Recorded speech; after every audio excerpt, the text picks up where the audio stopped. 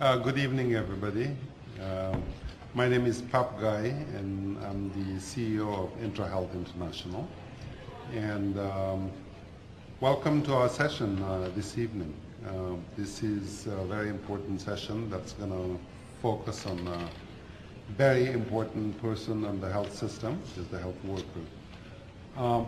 We know that according to WHO and the latest, in fact, the 2010 statistics were talking about 6.5 million people living in low and middle income countries who are receiving antiretroviral therapy. This was in 2010. We also know that 5 million of those are in sub-Saharan Africa. What is, I think, important is to celebrate that this is actually a tremendous success in expanding access to therapy, as we've been hearing a lot, because in that time span since 2003, we are talking about a 16-fold. So if you probably count the latest figures, it might be a point higher. This also represents a huge increase in the volume of antiretroviral medicines that must be forecasted, procured, transported, stored, distributed, administered to patients through the often very fragile health systems of low and middle income countries. So we know that supply chain management tasks are carried out by health workers, by supply chain managers and logisticians, by pharmacists, by nurses, by doctors, and other clinical and non-clinical workers. Our session this evening will focus on these health workers. It will explore the vital role that the health supply chain workforce plays in the realization of global and country health goals. And it will underscore some of the major challenges and opportunities this workforce faces. So our session this evening will outline the history and progress of the people that deliver global partnership and present experiences from 4 countries: Namibia, Tanzania, Zimbabwe, and Burkina Faso, as they work toward the shared goal of achieving sustainable excellence in the supply chain management workforce. So this is how it's going to work tonight. We will have to start with 2 presentations that will focus on the global aspects. The first presentation will provide sort of the framework for human resources for health in general and highlight some of the issues and problems. And then the second part of the global, I'm calling global presentation, will focus on the people that deliver initiatives. Tell us a little bit about it. It's a new initiative, so forth. And then we will have 3 country presentations. And all of this presentation will be about 10 minutes each because we want to create at least room for conversation.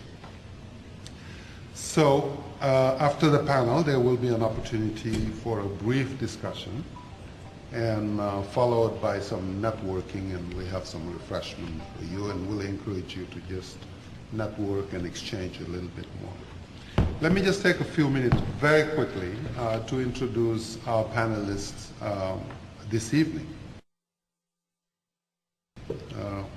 First, Rebecca Bailey will set the stage. She will speak about human resources and supply chain management. Rebecca is the team lead for health workforce development at the CapacityPlus project, which is a USAID-funded global project led by IntraHealth, but it's a consortium that focuses uniquely on the health workforce need to achieve the MDGs. The project's initiatives are on pre-service education, in-service education, and continuing professional development of the health workforce. Rebecca is also a board member of the People That Deliver initiative. Dr. Benoit Silve will speak about the People That Deliver initiatives. In fact, we were saying that we could almost do this in French. Avec plaisir, n'est-ce pas? Dr. Silve is CEO of Bioforce Institute, a leading French training institution for health and humanitarian logistics. He is the current chair of People That Deliver initiative and coordinates the project Optimize Working Group, which is that is developing the 2020 vision on human resources for immunization supply systems. And he's a member of the steering committee for Enhancing Learning and Research for Humanitarian Assistance, ELRA, a London-based network supporting partnerships between higher education institutions and humanitarian organizations and partners around the world. Then we'll have Jenny Lates from Namibia. Jenny is Deputy Director of Pharmaceutical Services in the Ministry of Health and Social Services of Namibia.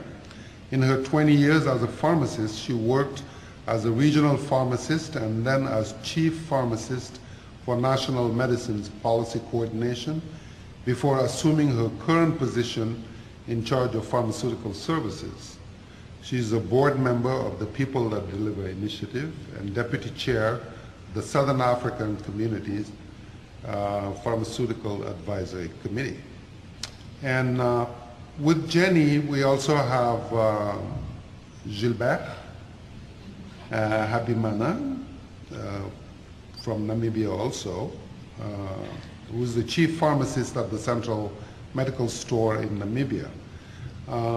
Gilbert holds an MBA, is a certified supply chain manager and certified member of CIPS. He has 30 years of experience as pharmacist, mainly in health supply chain management, project management, pharmaceutical regulation.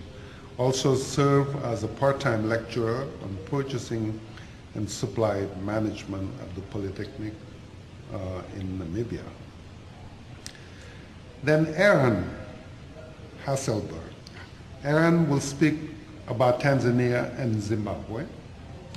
Aaron has been with JSI for 8 years now and is the principal advisor for human resources capacity development on PEPFAR supply chain management system project. Prior to that, Aaron worked on the USAID Deliver project, which we know very well, as a technical and capacity building advisor.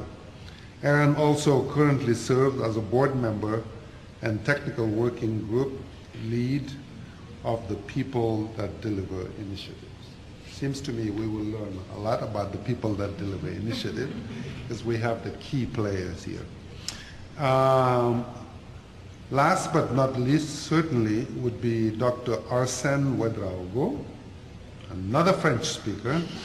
Dr. Ouedraogo is the Pharmaceutical Supplies Director in the Ministry of Health in Burkina Faso. As a pharmacist, he has monitored cold chains, trained and supervised first-line officers on health product management, managed mass distribution campaign, initiated the redeployment of state pharmaceutical assistants, and mapped the public health system's pharmaceutical supply chain. You will concur with me that we have a formidable panel who will bring a lot of experience. And we're really excited about this because there are not a lot of fora where the work of these so critical personnel is highlighted. So we're hoping that this session will really be a catalyst for beginning not only to raise more awareness, but to continue our campaign as we invite people to come into the human resources for health space to specifically think about this very, very important function. So I don't want to take more time. I'll ask Rebecca to get us started on an overview.